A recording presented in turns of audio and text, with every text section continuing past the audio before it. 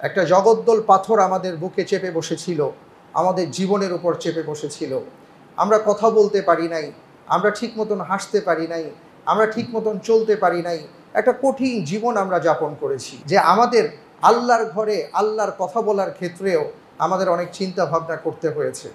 অহংকার, অহমিকার, দাম্ভিকতায় যখন তারা আকাশ পর্যন্ত স্পর্শ করেছিল, যারা ফেরাউন থেকে শিক্ষা লাভ করে নাই, নমরুদ থেকে শিক্ষা লাভ করেন নাই, আবু জাহেল, আবুল আহাব থেকে শিক্ষা লাভ করেন নাই, যখন তারা ভেবেছিলেন আর কোনো টেনশন নাই, সেই মুহূর্তে আল্লাহ রাব্বুল আলামিনের পক্ষ থেকে ফয়সালা হয়েছে।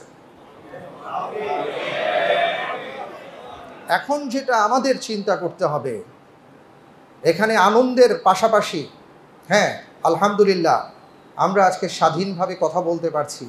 আজকে আমার মনে হয় আমি এখানে যে দাঁড়িয়েছি, আজকে আমার কোনো চাপ নাই। এখানে যারা বসে আছেন তাদের কোনো চাপ নাই। সবাই চাপবিহীন কোরআন এবং সুন্নাহর কথা আজকে এই যে উচ্চ আওয়াজে বলতে পারছি, এটা যে আল্লাহ তাআলার পক্ষ থেকে কত বড় নিয়ামত, সেটা আমরা কখনো ভাষায় প্রকাশ করতে পারবো না।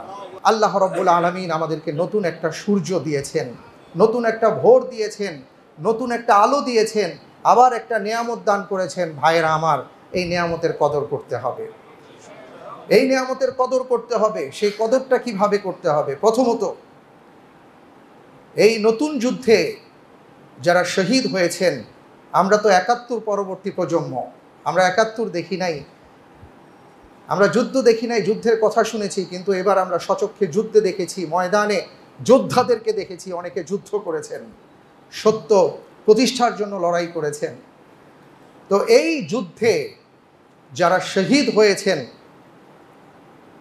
আমরা প্রাণ উজাড় করে আল্লাহ রব্বুল আলামিনের কাছে দোয়া করব, রব্বুল আলামিন তাদেরকে আপনি শাহাদাতের মর্যাদা দান করে দিন। তারা হলেন বাংলাদেশের, এরাও আমাদের মুক্তিযোদ্ধাদের মতন, এরাও হলেন শ্রেষ্ঠ সন্তান, সর্বোচ্চ সম্মানিত সন্তান। আমরা সবসময় তাদের কথা মনে রাখব। এবং এই অবস্থায়, এই যুদ্ধকালীন অবস্থায়, এই প্রতিকূল পরিবেশে আমাদের এমন অনেক ভাইয়েরা আছেন, বোনেরা আছেন, বাবারা আছেন, মামারা আছেন, আমাদের অনেক স্বজনেরা আছেন, যারা গুলি খেয়েছেন, যারা রক্তাক্ত হয়েছেন, যারা আহত হয়েছেন, যারা এখনো পর্যন্ত হাসপাতালে আছেন, যারা চোখ হারিয়েছেন, এমন অসংখ্য হাজার হাজার মানুষ আহত হয়েছেন। আমরা তাদের জন্য দোয়া করি আল্লাহ রব্বুল আলামিনের কাছে, রব্বুল আলামিন যেন তাদেরকে অতি দ্রুত সুস্থতা দান করেন, এবং জাতি হিসাবে আমরা যেন কখনো তাদের কথা ভুলে না যাই, এটা আমাদের মাথায় রাখতে হবে। এবং আজকে অনেকেই বলেন যে আমরা কিছু করতে চাই, সাহায্য করতে চাই। আমি বলবো, যারা শহীদ হয়েছেন, যারা আহত হয়েছেন, যারা বিপদগ্রস্ত হয়েছেন, আপনারা তাদের পাশে দাঁড়ান, তাদেরকে আপনারা সাহায্য করুন, ছুটে যান তাদের কাছে।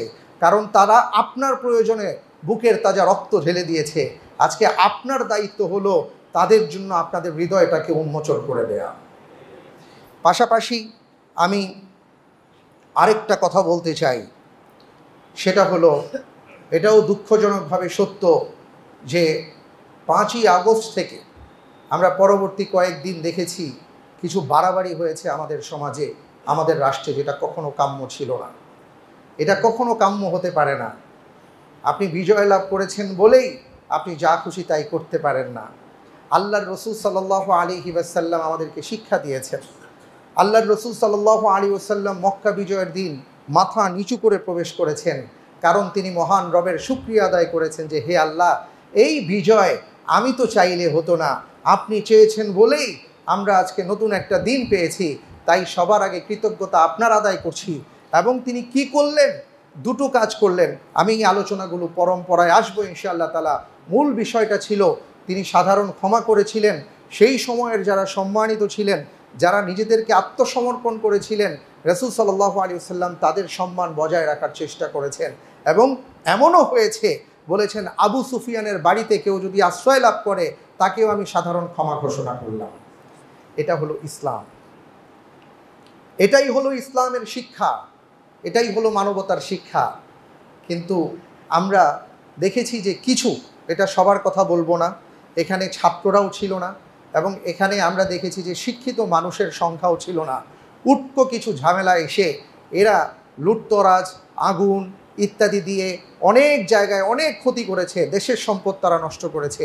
যারা বিভিন্ন জায়গায় আগুন দিয়ে পুড়িয়ে দিয়েছে, সম্পদ নিজের মনে করে চলে গেছে, নিয়ে গেছে, সে বুঝতে পারতেছে না এই সম্পদে 18 কোটি মানুষের অংশ আছে। তুমি কার অংশ নিয়ে আবার নিজের উপর বিপদ ডেকে আনতেছো?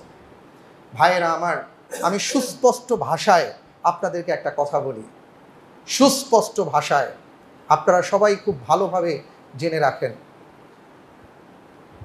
তারা জুলুম করার কারণে আল্লাহ রাব্বুল আলামিন তাদের উপর গজব নামিয়ে দিয়েছেন। কারণ আমরা মাজলুম ছিলাম, আল্লাহ আমাদের সাহায্য করেছেন। কিন্তু আমরা যদি আবার এই মাজলুম অবস্থা থেকে জালেম হয়ে যাই, আল্লাহর গজব কিন্তু আবার নেমে আসবে। সুতরাং সাবধান, সাবধান, সতর্ক হন, শিক্ষা নেন। প্রত্যেকটা ঘটনা থেকে শিক্ষা আছে, এই শিক্ষাগুলো নিয়ে আমাদের চলা দরকার। আল্লাহ রাব্বুল আলামিন আমাদের সবাইকে সেই তৌফিক দান করেন। আল্লাহুম্মা আমিন।